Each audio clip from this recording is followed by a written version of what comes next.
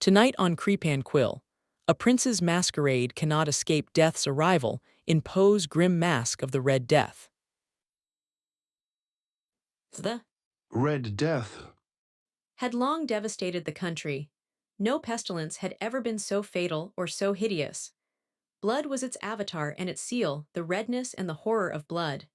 There were sharp pains and sudden dizziness, and then profuse bleeding at the pores with dissolution. The scarlet stains upon the body and especially upon the face of the victim were the pest ban which shut him out from the aid and from the sympathy of his fellow men. And the whole seizure, progress and termination of the disease were the incidents of half an hour. But the Prince Prospero was happy and dauntless and sagacious. When his dominions were half depopulated, he summoned to his presence 1,000 hale and light-hearted friends from among the knights and dames of his court, and with these retired to the deep seclusion of one of his castellated abbeys. This was an extensive and magnificent structure, the creation of the prince's own eccentric yet august taste. A strong and lofty wall girdled it in. This wall had gates of iron. The courtiers, having entered, brought furnaces and massy hammers and welded the bolts. They resolved to leave means neither of ingress or egress to the sudden impulses of despair or of frenzy from within. The abbey was amply provisioned. With such precautions, the courtiers might bid defiance to contagion. The external world could take care of itself. In the meantime, it was folly to grieve or to think. The prince had provided all the appliances of pleasure. There were buffoons, there were improvisatori, there were ballet dancers, there were musicians, there was beauty, there was wine. All these and security were within. Without was the Red Death. It was toward the close of the 5th or 6th month of his seclusion, and while the pestilence raged most furiously abroad, that the Prince Prospero entertained his 1,000 friends at a masked ball of the most unusual magnificence. It was a voluptuous scene, that masquerade. But first let me tell of the rooms in which it was held. There were 7, an imperial suite. In many palaces, however, such suites form a long and straight vista, while the folding doors slide back nearly to the walls on either hand, so that the view of the whole extent is scarcely impeded. Here the case was very different, as might have been expected from the Duke's love of the bazaar. The apartments were so irregularly disposed that the vision embraced but little more than one at a time. There was a sharp turn at every 20 or 30 yards, and at each turn a novel effect. To the right and left, in the middle of each wall, a tall and narrow Gothic window looked out upon a closed corridor which pursued the windings of the suite. These windows were of stained glass, whose color varied in accordance with the prevailing hue of the decorations of the chamber into which it opened. That at the eastern extremity was hung, for example, in blue and vividly blue were its windows.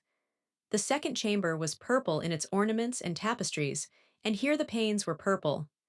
The third was green throughout, and so were the casements. The fourth was furnished and lighted with orange, the fifth with white, the sixth with violet.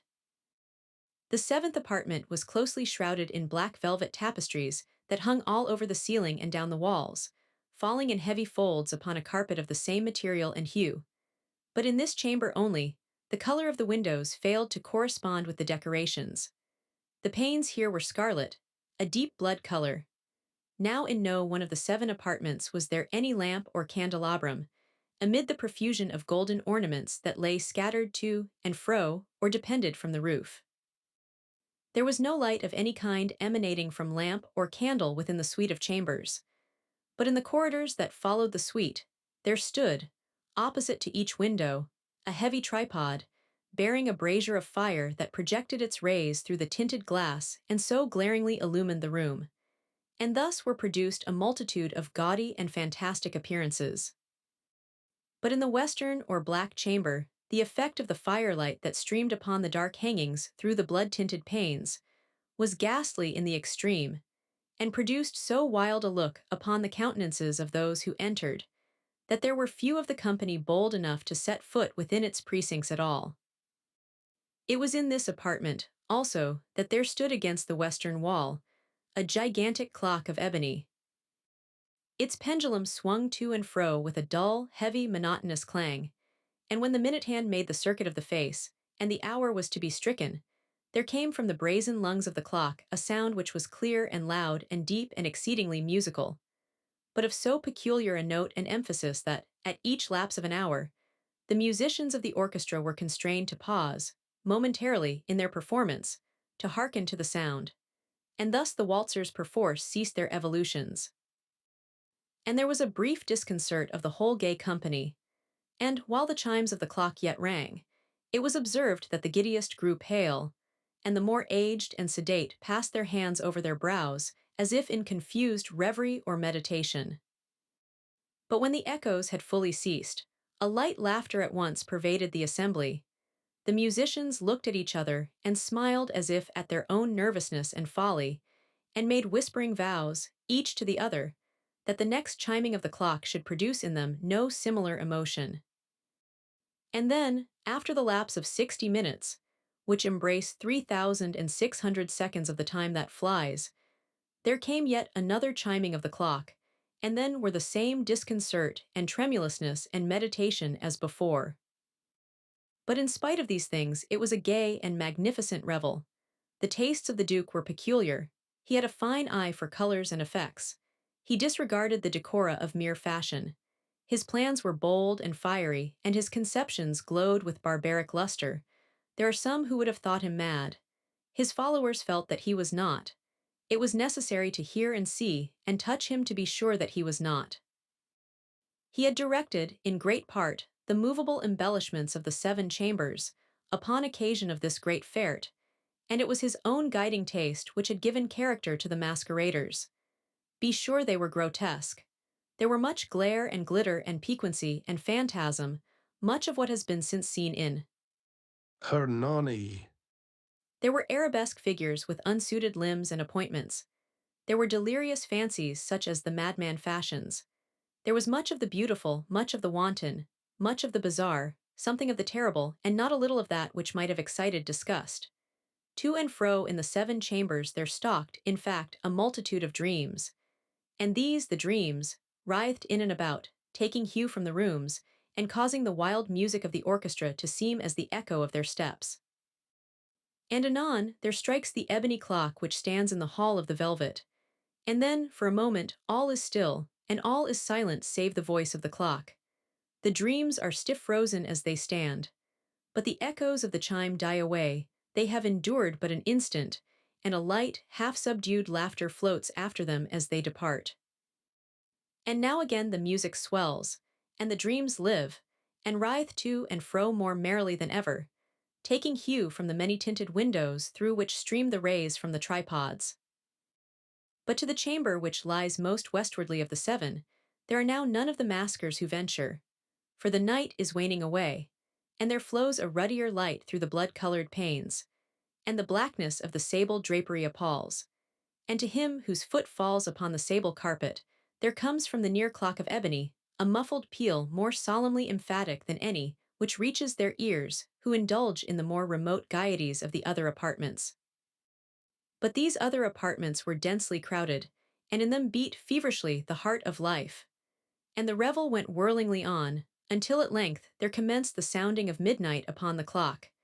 And then the music ceased, as I have told, and the evolutions of the waltzers were quieted, and there was an uneasy cessation of all things as before.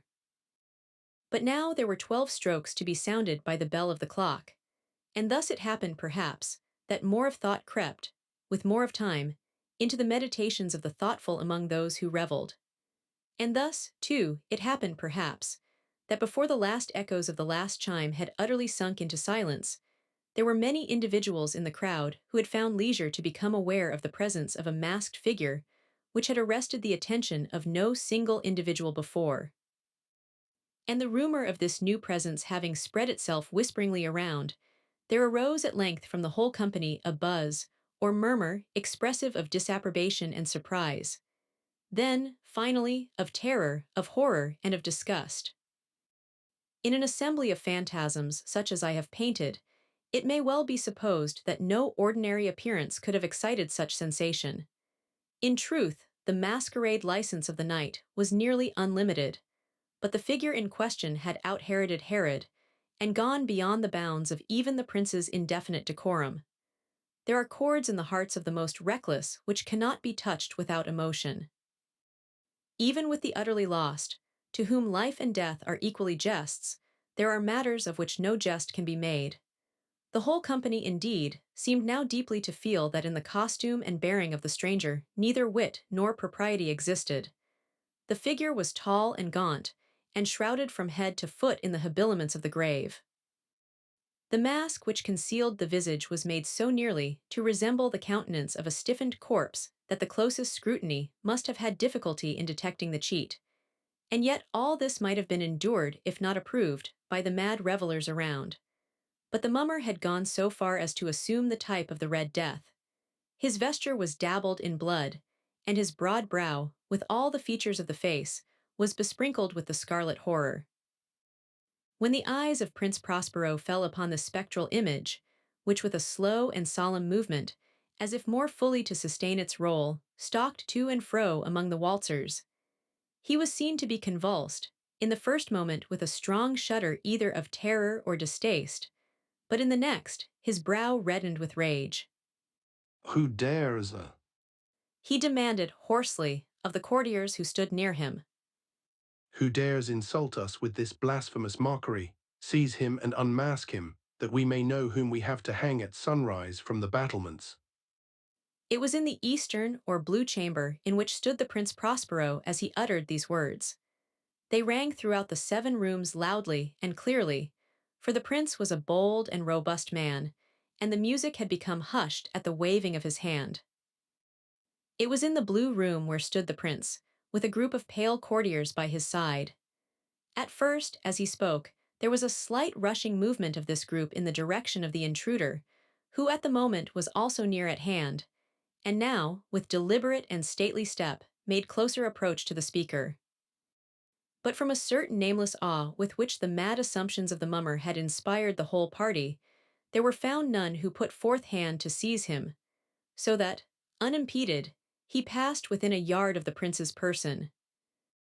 And while the vast assembly, as if with one impulse, shrank from the centers of the rooms to the walls, he made his way uninterruptedly, but with the same solemn and measured step which had distinguished him from the first, through the blue chamber to the purple, through the purple to the green, through the green to the orange, through this again to the white, and even thence to the violet, ere a decided movement had been made to arrest him.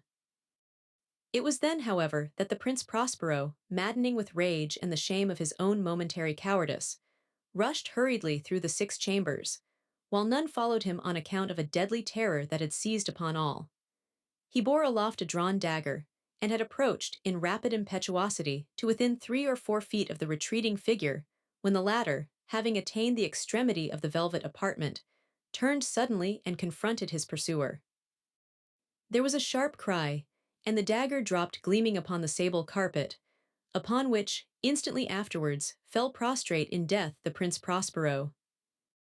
Then, summoning the wild courage of despair, a throng of the revelers at once threw themselves into the black apartment, and seizing the mummer, whose tall figure stood erect and motionless within the shadow of the ebony clock, gasped in unutterable horror at finding the grave cerements and corpse-like mask, which they handled with so violent a rudeness, untenanted by any tangible form.